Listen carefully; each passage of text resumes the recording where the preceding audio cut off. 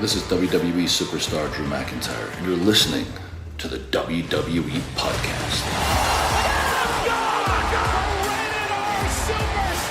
The champ is the one that everybody wants, me. It's going to WrestleMania. Claymore! Austin 316 says I just whipped your ass. This is my iron. You're going to acknowledge me. What's going on, everybody? Guys and girls, welcome back to another edition of the SmackDown Review right here on the WWE Podcast. As always, I am one of the hosts of this show, Michael Ritter. You can find me on X at Michael5Ritter or Instagram at MichaelRitter5, and also one of the hosts of the Football Function Podcast, available on all of your podcasting platforms, including the one that you're listening to this show on, and also available on Patreon if you prefer an ad-free listening experience.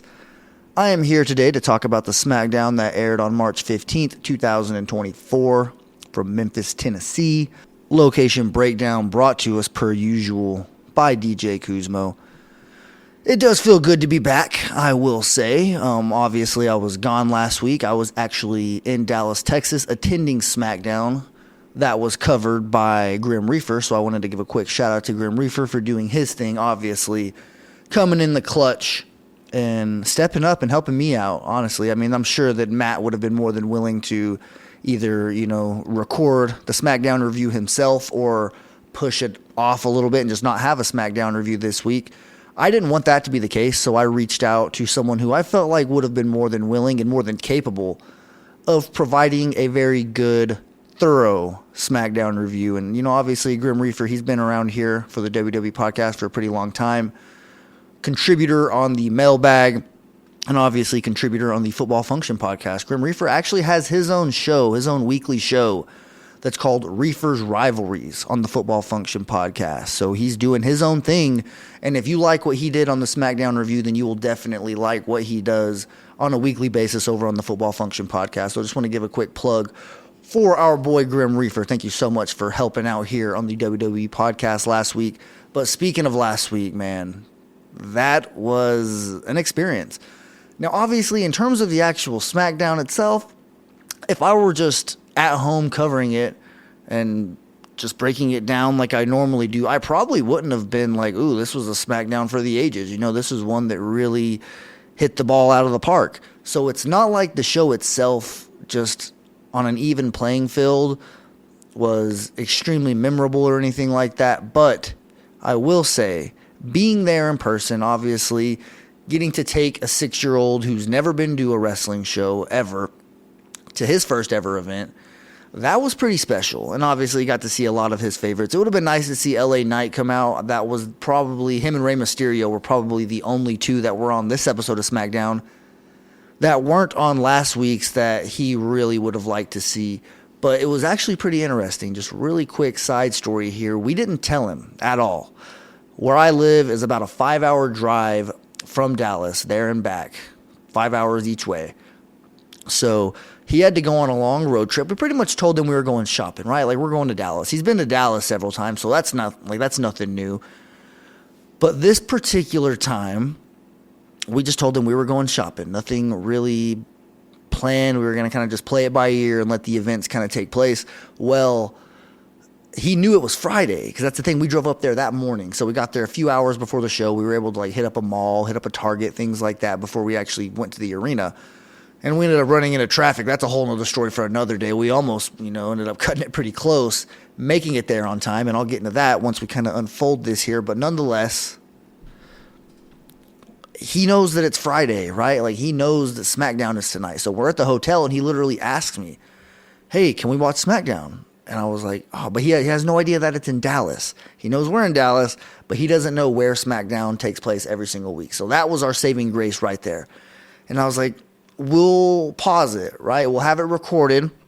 We're going to go run some errands, and then we'll come back to the hotel room, and then we'll watch SmackDown. And he was thrilled just to do that. He was like, oh, awesome. I can't wait.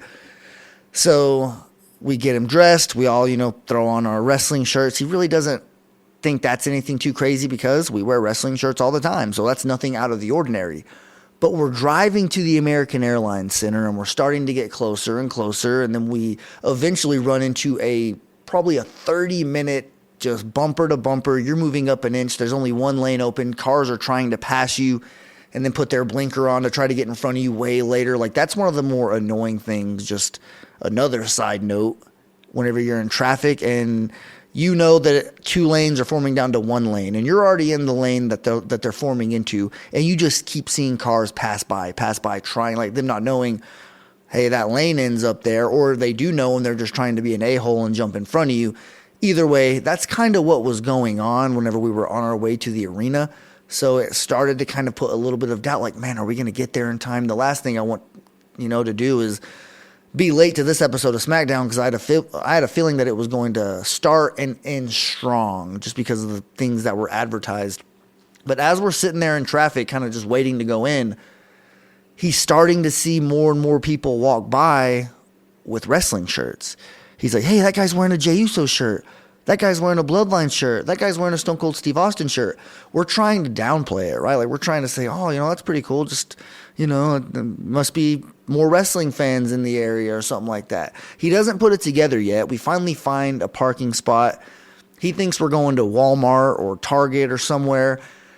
And we start walking up to the arena. And now he's just seeing, championship belts. He's seeing nothing but wrestling fans. And then he just looks up and he says, maybe WWE is here. Like, he's still really innocent in this whole thing. He's still just not assuming, hey, we're going to a WWE show. He just thinks that maybe WWE is here, but he's starting to kind of put the pieces together. And obviously we got video footage of him finally, putting it all together whenever we're getting up there, getting into the tickets. And he says that, hey, we're here at SmackDown. This is my first ever event. This is so awesome. It was a fun little experience getting a chance to see him walk into the arena and go lay eyes on an actual WWE ring, the stage, surrounded by wrestling fans. It was a crazy experience. Like, I'm sure any of you who are listening right now and you've gone to wrestling shows, I'm sure you remember your very first one. And depending how old you were whenever you went to your very first show, it was probably pretty special. Like, I was probably the same age as him, 5 or 6 years old in 1998, 1997, whatever year it was that I went to this wrestling event, the WWE show. That was my first event. And I can already tell you, obviously I hit my peak wrestling fandom when I was around 10 years old in the 4th grade, 10, 11 years old. That's whenever I was, at my absolute wrestling peak as a child. And just from where he is at 6 years old, I could already tell you that he's a way bigger fan at 6 years old than I was at 6 years old. So we'll see kind of how it, plays out over the next few years.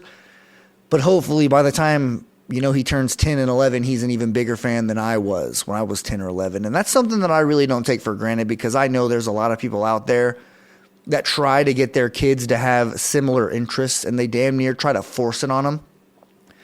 I really didn't have to do that at all. Like, he absolutely loved wrestling. In fact, I have to tell him to take it down a couple notches sometimes, because that's all he wants to talk about. And I know it starts to annoy his mom. Like, when we're on a road trip and he, for 2 hours straight, is just asking me questions and just saying hey, remember this, remember that from the night before whenever we were at SmackDown. So there are times where we have to tell him hey, let's talk about something else for a little bit. But yeah, it's a pretty fun experience. Obviously last week at SmackDown was phenomenal. I enjoyed it, but I just wanted to kind of give the loyal listeners, those of you who knew what was going on and why I was gone last week, I wanted to kind of let you guys know how it played out. It was a success. It was a fun trip to Dallas. We went to the Wax Museum as well, which if you were in the Dallas area, you have to knock that out. Just, a great tourist attraction. But anyways, here we are, 8 minutes and 45 seconds into the show. So you can, comment under the post or whatever. Real wrestling talk. The SmackDown review actually starts at 8:45 or whatever, because, the pre-show banter I like to touch base with you guys. I don't want to just come in immediately, hit start, and bam, okay, here's the first segment of SmackDown. I like to have a little chit-chat with you guys, especially if there's a story to be told about something that happened, from the week that went on the last time that we talked. So thank you guys so much for tuning in here to this episode of the SmackDown review. I am looking forward to breaking this one down. I think this episode of SmackDown was probably a little bit better than last week's, just being completely honest. Obviously, I would have liked for a couple of the people that were there tonight to be there last week, but if I would have went to tonight's episode, I wouldn't have gotten a chance to see Roman Reigns, Cody Rhodes, Seth Rollins. So you pick and choose your battles. Great shows, both of them. But as far as this one goes, I was actually excited almost immediately out of the gate because The Rock comes out. He opens the show with a new theme song, the altered, slow down Hollywood rock version of his theme song, and that pretty much immediately told me, okay, they're listening. Like, the WWE is really taking into what the fans are suggesting online. Maybe it was always the plan. I feel like it was, or if it was, they probably would have done it a couple weeks ago. So the fact that they're doing it now makes me think maybe they caught wind that it was a popular discussion amongst the IWC, right, the internet wrestling community, or just, maybe various different podcasts that they might just have somebody listen to gauge fan reaction or something like that. Who knows how they actually do that? But nonetheless, whenever I saw that The Rock's theme song was back, I thought that was it. I thought, okay, that was a nice little touch that they're going to give us. I didn't expect him to go full on Hollywood rock where, back then he would have a guitar, and he would actually perform the music and sing the songs. This time he was, he was aided by the help of others, and we'll kind of get into that because he references how he usually decimates each city that he goes to. But this one is different because Memphis is where he actually began his pro wrestling career. He even calls it home when he says, finally, The Rock has come home. Obviously, he usually says the city. But with some help of some local musical talent, he offers to sing them a little song, specifically a blues song. And the things that were referenced in this song, because it was a pretty good one. I mean, it was long. I'm not going to sing it. I'm not going to recite it. But I will, mention some highlights, some of the talking points that he was getting to. He mentioned Seth's back, his own fanny pack, meaning, that picture, that viral picture that we've seen of The Rock from like the early 90s where he has that fanny pack and the black sweater. That's the picture he was talking about. And he also mentions Cody's mom. He says that Cody wasn't planned and he was a mistake. Becky being more popular than Seth, John Morant's history with guns, and a lot more. And after the song, he addressed what happened last week when he was slapped in the face by Cody Rhodes. And then he calls out Cody for what he did afterwards, going on Raw and basically just crying whenever he was explaining that he wants to hand the championship to his mother since he can no longer hand it to his father. It's an emotional moment. I'm sure it was very touching for some fans that maybe have been following this that relate to Cody Rhodes in that specific aspect. But that's pretty much what the Rock was clowning him for, was crying whenever he said that he wants to hand the belt to his mom after he beats Roman Reigns at WrestleMania 40. In which case, The Rock immediately turns his attention to Cody's mother. He looks in the camera and starts talking directly to her, telling her what he's going to do to Cody at WrestleMania whenever it's Bloodline rules. He breaks out a custom Rock weight belt, which is very similar to what Cody wears every single week or every single match, I should say. But he goes on in detail about going up to her sitting in the front row at WrestleMania after seeing Cody lose, and he starts whispering something in his ear. It was a very cringy visual, just picturing what The Rock was talking about. But it was a decent little opening segment here. The Rock was absolutely on point. It's just this version that we're getting of him. I can't say it enough. Soak this up. Soak these moments up that we're getting The Rock actually be featured weekly on wrestling, because just think how long we go in between this. When The Rock gets going shooting movies and things like that, and he's in his grind, especially, what is it now? The UFL? The United Football League? I don't know what previously the XFL. Whenever The Rock gets going in that type of stuff, he might end up being too busy to make these weekly appearances. So yes, we're going to have it leading up to WrestleMania, but just don't take it for granted, because man, this really doesn't happen too often. And The Rock being on our television screen is something that was dearly missed for a very long time. And I know that we're in a new era. We want to push new stars, all that. The Rock is entrenched in a storyline with some of the biggest current stars in WWE right now. And you can't tell me that it's not aiding them and that it's not benefiting them, with ratings and just getting over with fans, specifically Cody Rhodes. The fact that he's going bar for bar with The Rock, that's very, very impressive. And also a little bit of a side note. This is something I forgot to mention, obviously. We're finished with that first segment. So before I get into the second segment here on SmackDown, I wanted to give a quick shout out, because at SmackDown last week when I was there in Dallas, one of my good friends here, Tino Valentino, who's a professional wrestler, an independent professional wrestler, travels all around the state of Texas and even other states as well. I mean, I've seen this guy go to Kansas, Cleveland, Ohio, many, many other places. So this is someone that, he's making the rounds. And he was actually on SmackDown last week as one of the security guards. You know how Cody and Seth, The Rock, everybody, Roman Reigns, everyone had their own group of security who was wearing the black WWE shirts. Well, one of the guys that was there front and center was one of my really good friends. I played flag football with him for years. And obviously, the one time that I got into a wrestling ring and did one day of training was with Tino Valentino, who is, on his way to being, a phenomenal, well-known name in this industry. I truly believe that. And they showed him so much. He got a lot of airtime. You probably saw his face and you just had no idea who it was because you see these local enhancement talents every single week whenever they do these types of things, with security and things like that, or a squash match. But seeing one of your own friends get this type of airtime, it definitely, it's pretty cool nonetheless. So I did want to give a shout out to Tino Valentino for sharing a main event segment with The Rock on national television. But anyways, continuing on here, let's get into one of the tag team matches that went on tonight. There is a tag team, you can call it a tournament, right? Because this one in particular was a tag team championship qualifying match for the six-pack ladder match at WrestleMania. So what they're doing here is, the winners advance to the finals of bracket 1. The winner of this match advances to the finals, and then the winner of the match at the end of the show tonight, that is bracket 1. And those two teams that win, they make up the finals of bracket 1. And bracket 2 is going on over a Monday Night Raw. But the winners of each bracket will join the Judgment Day in that six-pack ladder match at WrestleMania, which is going to be phenomenal. I could already tell you, ladder matches, WrestleMania, it's always a phenomenal combination. But let's see here. This match in particular, Legado del Fantasma versus LWO. And the only really, it was a really great match, I will say. Go back and watch this one. There's too many spots to sit here and point it out. But if I was going to give you one spot that I thought was phenomenal, was the standing Spanish fly from Cruz del Toro that he hit on Humberto Carrillo. Phenomenal move, just phenomenal spot in the match. And obviously I was really impressed by both teams in this match. And I can't really say that I've been impressed with Cruz del Toro and Joaquin Wilde. Seeing them wrestle, it's never really moved the needle for me. I've never really been interested one way or the other. But watching them tonight, I do feel like it was a little bit different. I was oh, these guys are really on their A game tonight. Or maybe this matchup in particular, right? These two teams are starting to build that chemistry where they can just put together a really good match at the drop of a hat. And that's really what you like to see.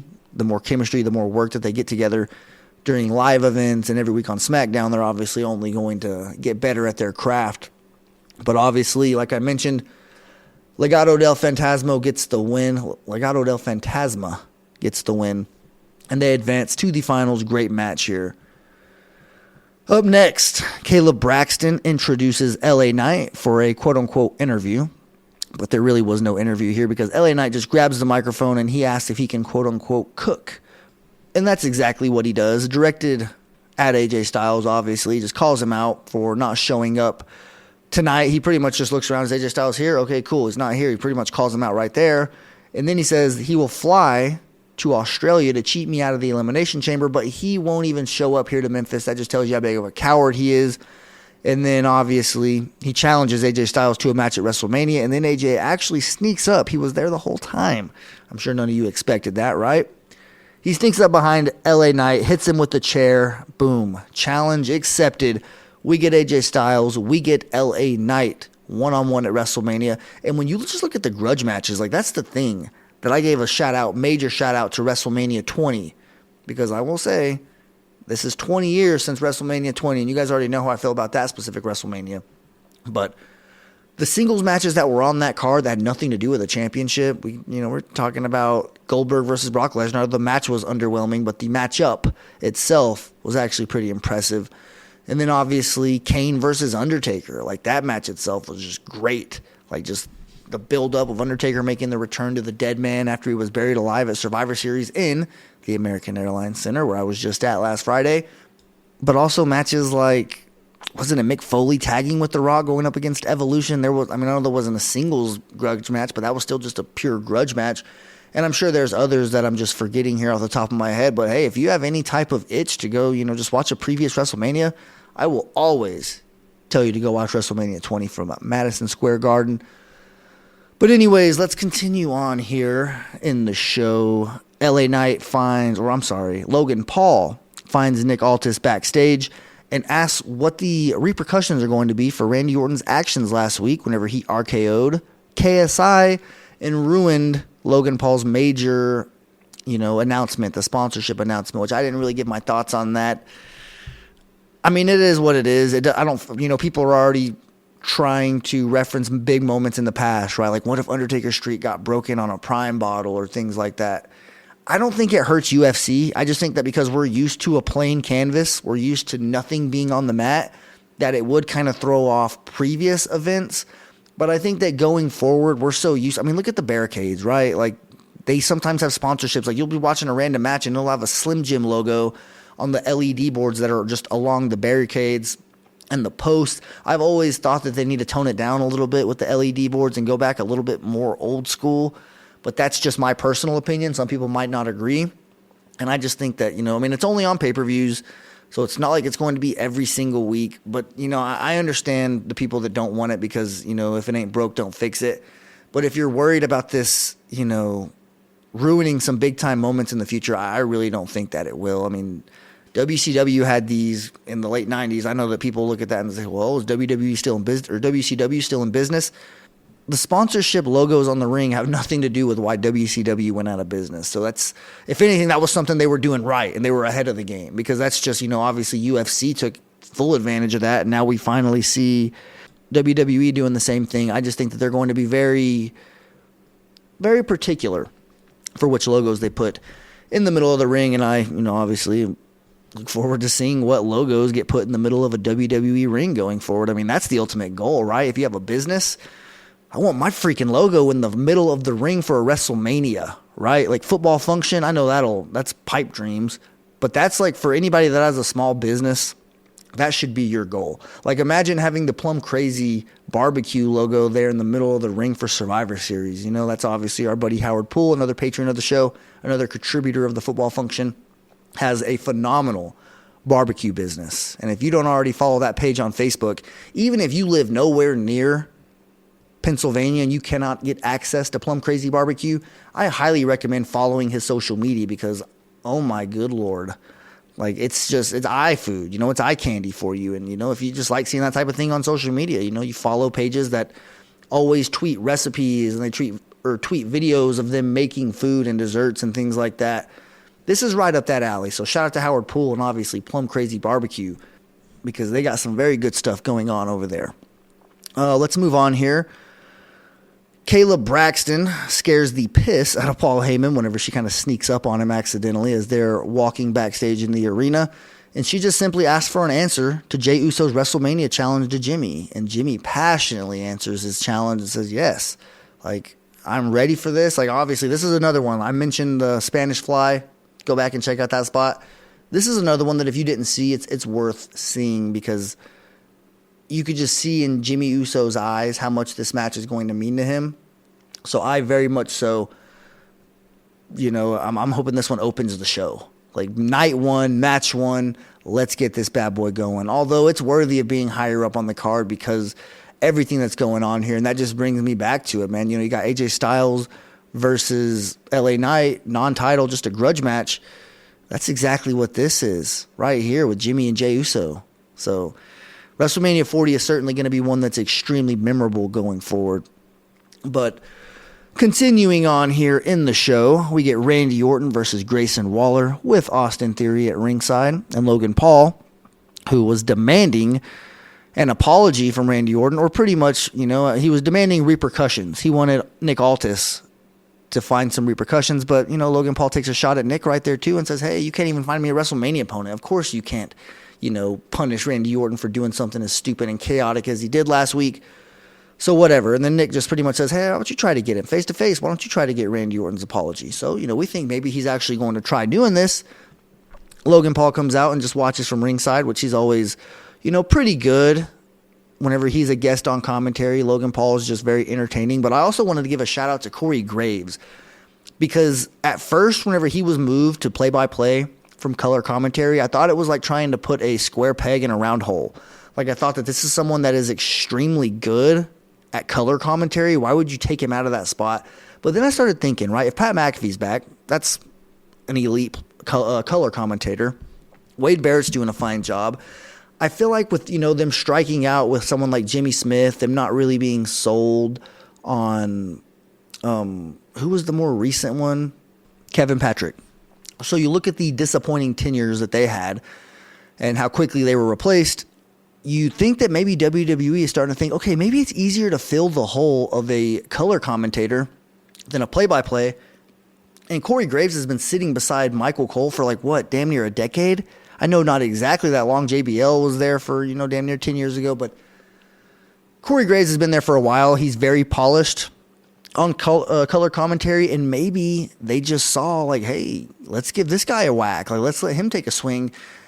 And I think that I'm starting to finally get used to it, and I think he's starting to do a better job. I really noticed it in this match that he's just really got a little bit of Michael Cole in him. You could tell that that's whose wing he was under. And I think that the more and more that we see Corey Graves as a play-by-play guy, that he could be the next one up. He could be the one that passes the torch or that gets the torch from Michael Cole. Because think about it. How long was Jim Ross the play-by-play for Monday Night Raw while Michael Cole was just playing second fiddle as the play-by-play for SmackDown? For quite a long time. And then eventually Michael Cole ends up getting that, that push. He ends up getting promoted. That's essentially what it is. And you think that whenever Michael Cole eventually, it's not going to happen anytime soon. He's still got a lot of years left. But you think that as soon as he's ready to maybe move to a different stage, maybe not be the guy being the voice of WWE, or maybe not be as reliable. Because remember, it's pretty much it's documented that you can count on one hand how many shows Michael Cole has missed in his entire WWE career. And he's been here for a really, really long time. So if he ever wants to just take a lighter workload or something like that, I don't really know. But I just think that Corey Graves is someone that they've already got on the right path of development as someone who could possibly carry the torch and be that next guy. And it really didn't click. It really didn't sink in to me like that until this match whenever I was watching. So that's just, you always remember moments like this. Even though it's just, a meaningless Randy Orton versus Grayson Waller match, I got a lot more from it. But back to the actual match. Randy Orton hits both Waller and Theory with Vintage Orton, then RKO's Waller to get the win while looking directly at Logan Paul while the ref is making the 1-2-3. And then comes Austin Theory with a little cheap shot after the match, attempting to set Orton up for Logan to get a knockout punch. But before he can, Kevin Owens' music hits, and he comes to the rescue, but nearly catches an accidental RKO from Randy Orton. Randy just, obviously thought it was somebody else. He got snuck up on. That was a little bit of a teaser there. Luckily, that was avoided, but then Nick Aldis comes out and tells Logan Paul that, hey, I took your advice, and I have determined your opponents for WrestleMania, and it's going to be a triple threat between Kevin Owens and Randy Orton. So a nice little bow on that, that situation, that encounter that we got earlier in the night. A nice little bow on what could be between Randy Orton and Kevin Owens, because you know that they have a mutual respect for each other, but that slight almost RKO kind of was like, oh, hold on, what the hell's going on here? And obviously it was a mistake, but still you definitely are going to remember that, and I think we're going to, probably hear about it next week. Probably going to see Kevin Owens and Randy Orton eventually have to come to fisticuffs. Once that happens, you know that the storyline is going to be just off and running. But you think about what we're going to get for that U.S. Championship match, Kevin Owens, Randy Orton, and Logan Paul. That has money written all over it, and I really think that it could be one of the show stealers of the entire pay-per-view. Up next, Santos Escobar versus Dragon Lee. Santos sneaks out with the win. The Legado del Fantasma try to jump Dragon Lee after the match until Carlito comes out, but the numbers prevail for Legado del Fantasma until Rey Mysterio comes out to get a piece of Santos and then tells him he's going to smack that little arrogant smirk off of his face next week whenever they face off in a one-on-one match. I thought he was going to challenge him to WrestleMania. He had all the buildup of what Rey Mysterio would say. He had the same tone when he challenged Dominic last year, and this just seemed like he was on the way to challenging him to WrestleMania. But luckily, it was just for SmackDown next week. Up next, we get a Tag Team Championship qualifying match. for the six-pack ladder match at WrestleMania. This one is Pretty Deadly versus New Catch Republic. And I think that the right team won here.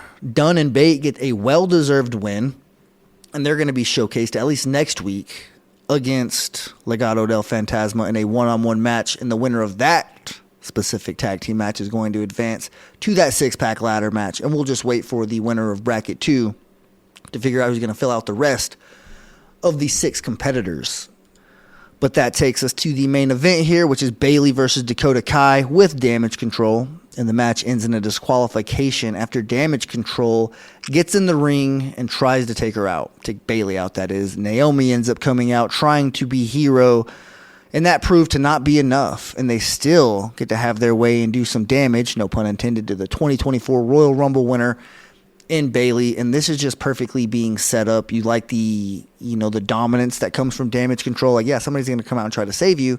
It's not going to be enough. This is usually whenever we can get ran out of the ring. Nah, think again. We're going to take out Naomi. The crowd was chanting EST. They wanted Bianca to come out. Not really sure if that would have made a whole lot of sense given Bianca and Naomi's little interaction they had backstage where Bianca was pretty much trying to tell her not to help Bayley. But the over the moonsault is like their group move that they do, that Io Sky does the back moonsault off of the top rope onto Bayley. That was phenomenal work. They stand over her to give you that visual as the show goes off the air. And, this is one of the more important things that's going on in all of WWE right now. Like, just think about it. On a show that had The Rock, this is what closed. So that tells you how Triple H and how, just everybody involved views this storyline and views these characters involved. And Damage Control with that video package or that little promo before the match where they said to everybody backstage, we run this show. I think that they're trying to cement themselves as the dominant faction in WWE. And if Bayley can't win, if she doesn't end up beating Io Sky, then maybe they're going to have some stake in that. And it might actually have some legs because they're going to have a lot more championships than not. And I still think that we need a mid-card women's championship. Is that the new flag that we got to wave here? To get a mid-card women's championship, we will trade straight up for the women's tag team championships. But either way, that's just my personal opinion. Definitely let me know if you guys agree with that. If you think that a women's mid-card championship would be better than having the tag team belts, because I'm curious what you think. But thank you guys so much for listening. I am going to end this show, get it sent to Matt so you guys can listen to it, get it out in the internet, in the interwaves. And we could just continue talking wrestling. This is the best time of the year, and I try to soak it up. I try to enjoy it as much as I possibly can. Hopefully you guys are doing the same. Hopefully you will come back next week to hear the SmackDown review, as I'm not really sure where it's coming from. We'll figure that out. They're definitely on their way to Philadelphia, though, for WrestleMania 40. But thank you guys so much for listening. Have a damn good rest of your weekend. Walk passionately in the direction of your dreams, and I'll talk to you soon. Thanks for listening to the WWE Podcast. Don't forget to subscribe on your favorite podcast app so you don't miss a show, or head to WWEpodcast.com. And for all of these shows ad-free, head over to patreon.com/WWE Podcast. Until then, we'll see you next time.